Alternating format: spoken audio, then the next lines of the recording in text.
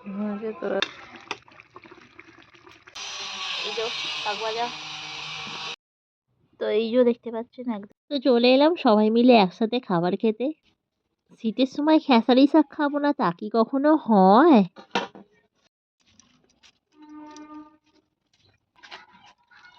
আচ্ছা থালা কি সব নিয়ে চলে যাবো? নিয়ে চলে যান। একদম গরম গরম হয়ে গেল শীতে পেঁয়াজ গাছের। এই যে শাকগুলো নমস্কার, কেমন আছেন সবাই? সঞ্চিতার ডেইলি লাইফস্টাইল ব্লগে সবাইকে অনেক অনেক স্বাগত। আর আমি সঞ্চিতা চলে এসেছি আপনাদের কাছে একটা নতুন ব্লগ নিয়ে। আর সকাল সকাল দেখতেই পাচ্ছেন চলে এলাম রান্না করতে। আর এই যে রোদ্দুর তো একদম বেরোচ্ছি না কদিন ধরে, অল্প বিস্তর বেলার দিকে বেরোচ্ছে। আর চলে এলাম এরই মধ্যে দেখো শাক নিয়ে। তো এই যে শাক কদিন ধরে এখন এই বাজারে প্রচুর খেসারির শাক পাওয়া যাচ্ছে, আর সাথে কচি কচি পালং শাক।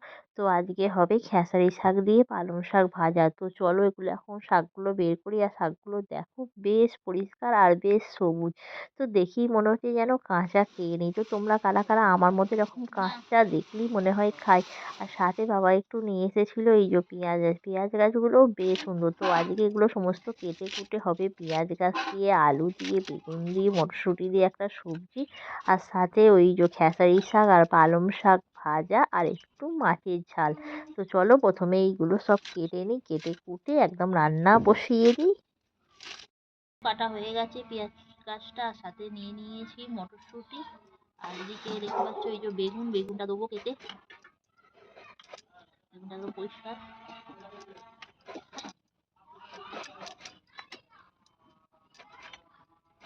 আলু,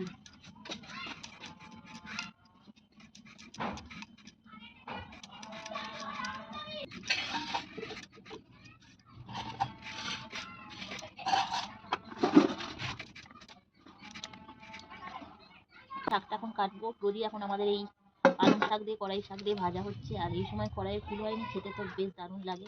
তো চলো এটা ছেড়ে নিই।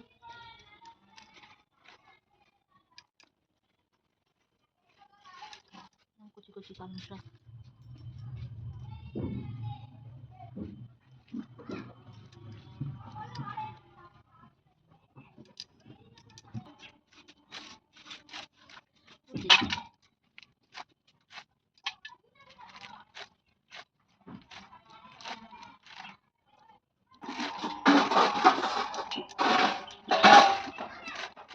কাটা হয়ে গেছে। এবার এই যে কড়াই শাকটা কাটে।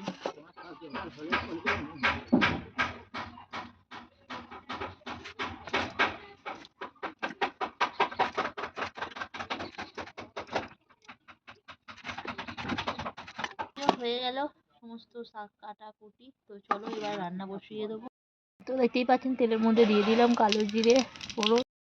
আলু আর বেগুনটা কাটা আছে, তো এটা দিয়ে দেবো।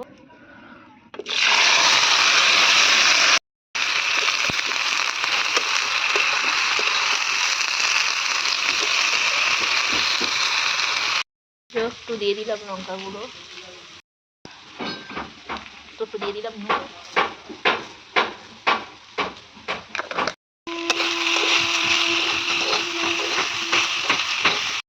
এই যে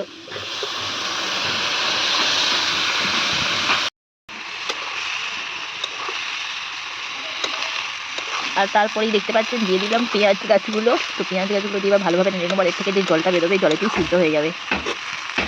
জলটা একটু কমিয়ে দিতে।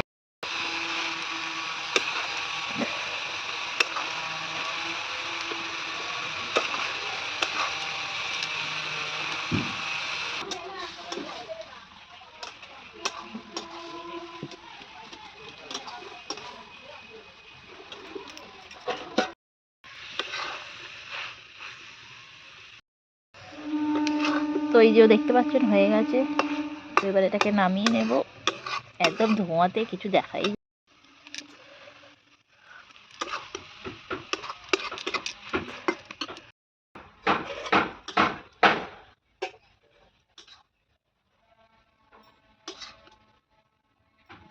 তো দেখতেই পাচ্ছি তরকারি একদম রেডি হয়ে গেল। পেঁয়াজ গাছের তরকারি একটু সিদ্ধ করে নেবো।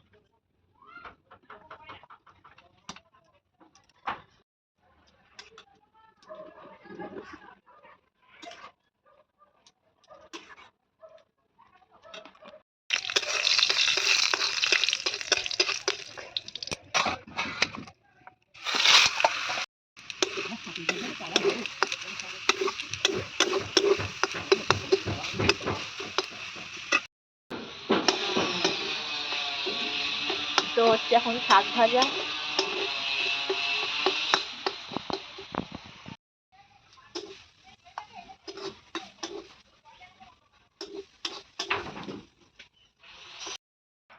তো মাছটা ধুয়ে রেখে দিয়েছিলাম আর মাছের মধ্যে নুন হলুদটা মাখানো হয়নি, তো আমি ভালোভাবে নুন আর হলুদটা মাখিয়ে নিচ্ছি আর এবার মাছটাকে আমি ছেড়ে দেবো। ঘরে ঢুকতে ইচ্ছে করছে না, বরফ যেন ঠান্ডা বরফ, ঘরে আমার একদম ঢুকতে ইচ্ছে করছে না।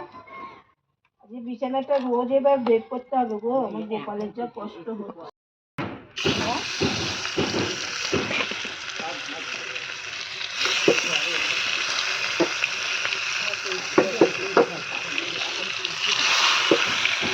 কৌটো, আড়াই কৌটো।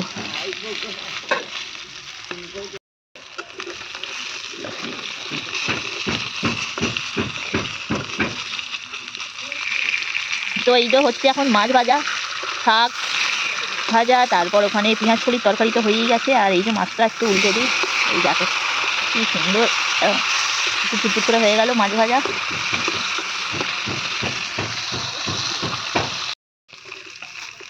চলো হয়ে গেছে মাছটা ভাজা, এবার মাছটা তুলে নিলাম।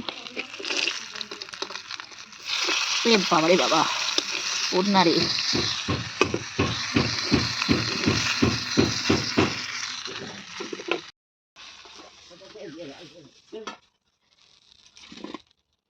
তো এই যে মাছটা বাকি রয়েছে, মাথাটার একটা ভোলা মাছ দিয়েছে।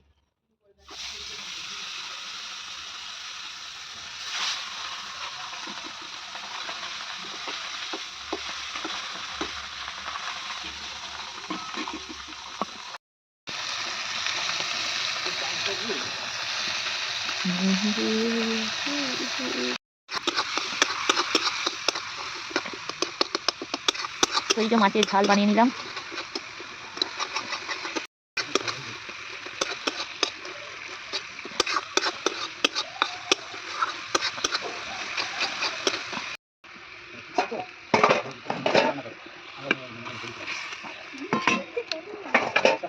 ওই দা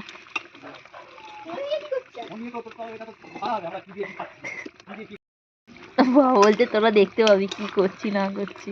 তো মাছের ঝাল হয়ে গেল আর এটাকে নামিয়েও ফেলেছি, দেখতেই পাচ্ছেন। আর লাস্টে বসিয়ে দিলাম ভাতটা, বাবা এখন ভাতটায় জাল দিচ্ছে। আর এই যে দেখতে পাচ্ছেন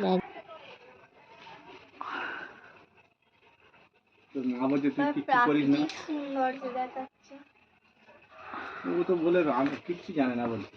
কে ও ওর মা বললো কি হবে।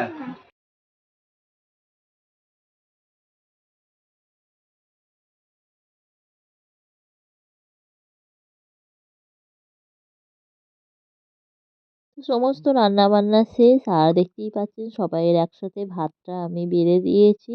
আর এদিকে বাবা খাচ্ছে, এদিকে মাও খাচ্ছে। তো এদিকে আমার আর ঠাকুমার ভাত বেড়ে নিয়েছি। তো আজকে যেহেতু হয়েছিল শাক ভাজা, সাথে হয়েছিল পেঁয়াজ গাছের সবজি আর মাছের ঝাল। তো এই হলো আমাদের দুপুরের খাবার। তো চলুন খেয়ে নিই। কেমন লাগলো ভিডিওটি কমেন্ট করে জানাবেন, সঙ্গে থাকবেন। Tata, bye bye.